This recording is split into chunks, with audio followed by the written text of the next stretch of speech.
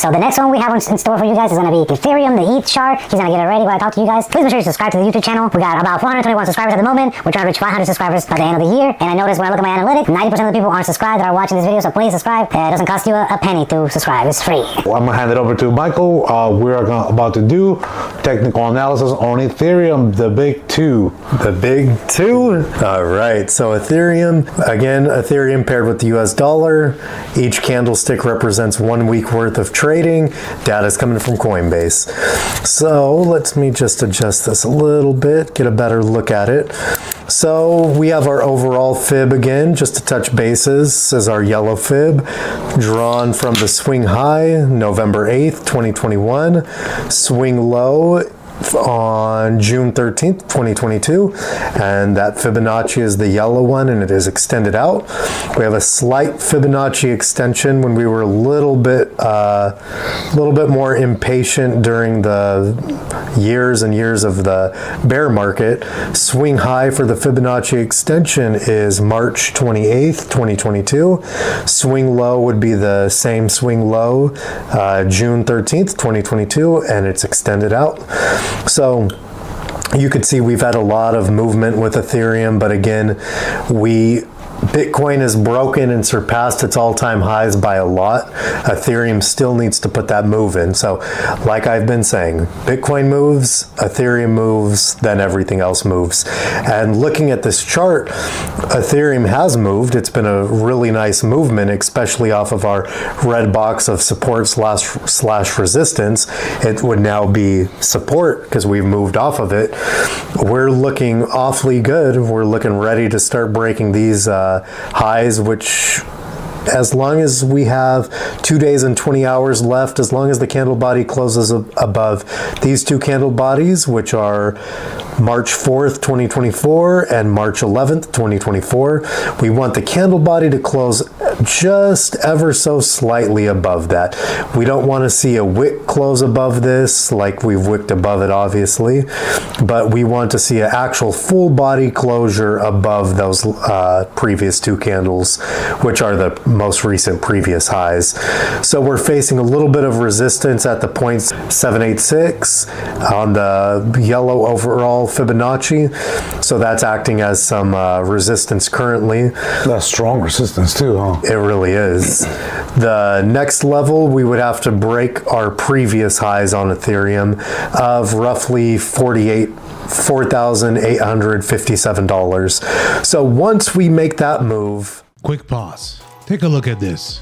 94% of you watching aren't subscribed. We're currently at 431 subscribers, and our goal is to hit 500 subscribers before the end of 2024. If you enjoyed the crypto insights, market analysis, and updates, smash the subscribe button and help us reach this milestone. All right, let's get back into the video. Right, we have our Fibonacci extension, the 618, at $5,256. So once we really start moving, we have these Fibonaccis to give us price targets, right? Just like how Bitcoin has the Fibonacci, and those Fibonaccis have come through, I fully expect for these Fibonaccis and trend line as well to come through. So our trend line from the bottom and down here is January 24th, 2022, excuse me. Second touch point, I'm trying to zoom in and look where I have the second touch point. Second touch point isn't lined up exactly, but second touch point would be here, February 21st, 2022, and it's just extended out. You could see we came back, tried to test it as support, and we just melted through it. So if we adjust the chart, make it a little bit smaller here. You could see our two touch points here, and our trend line has been extended out.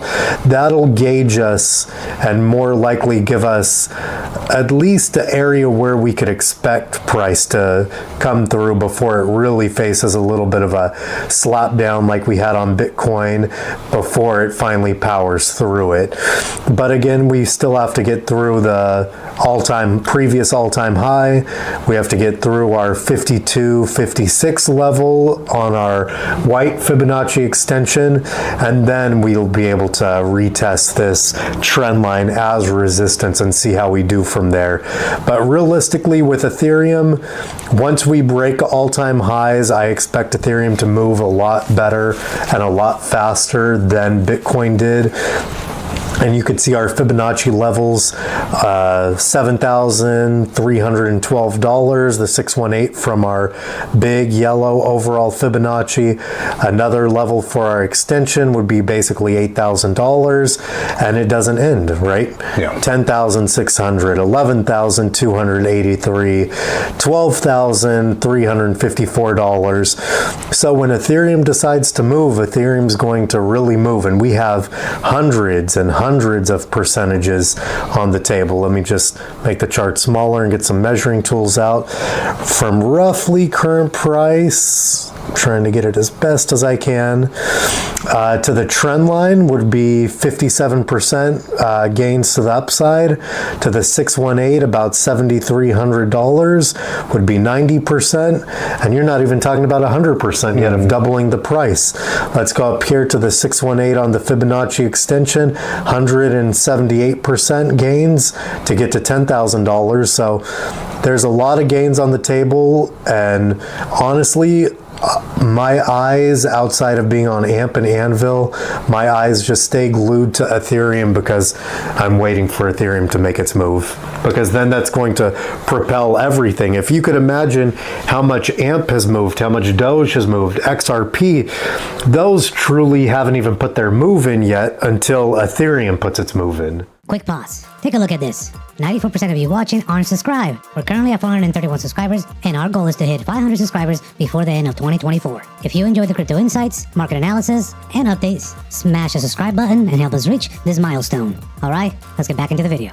Bull market is here. It has begun. It's not even close to its peak until Ethereum surpasses its all-time previous high, right? Right, and based on what Bitcoin has done, how it's just shy of 100,000 right now, but it's wicked above 100,000 on the weekly time frame. There's no reason Ethereum shouldn't be in the $10,000 range, right? $100,000 Bitcoin and Ethereum is at $3,900. That doesn't seem right. You know what I mean? Yeah. So Ethereum has a lot of making up to do, a lot of ground to make up. And just like how we said, it was a 178% movement to $10,000. Let's measure from what's happened in the past.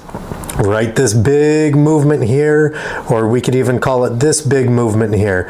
Let's go from the bottom of this red candle here from August 31st, 2020 to the top of the wick here on the green candle. 500% over 24 weeks. So 168 days, it did 500%.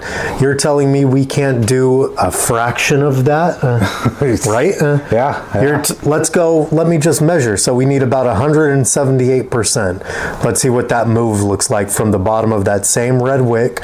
Let's look at 178%. Right there. Oh, wow. Okay. Right? Yeah, about right there. Yeah, right there. Right. Let's say right there. 174. So it's like man, I clicked off. It's like a third of that big old pump. Yeah. So right there. Look at that, took 16 bars, 112 days to go up 180%. So look at that small movement. That's the movement we need right now to get Ethereum to $10,000. Okay. So that's our little movement right here that we need to happen right now. And just look at it in comparison, right? Yeah. You would never go back right here and think, oh, that's the move we need right here to get us to $10,000, right? That'd be off the chart. We'll be up here, right? Yeah, we'd be up right here at the 618 up here. So that small movement right here, we need to occur soon. We need to have ideally, we're already putting in you know, we've already started that movement from this movement here. Yeah. So we're well on our way. Ethereum is well on its way, but it still has some work to do. Awesome. So that was Ethereum, guys. It looks great still. I mean, it's just been taking it easy, nice and slow. I mean, everything's looking great still. A lot of altcoins are pumping right now, and Ethereum hasn't even made its move. So once that moves, things are going nuts. Yeah, that's why I got on that tangent right now. No, yeah, that needed to be said.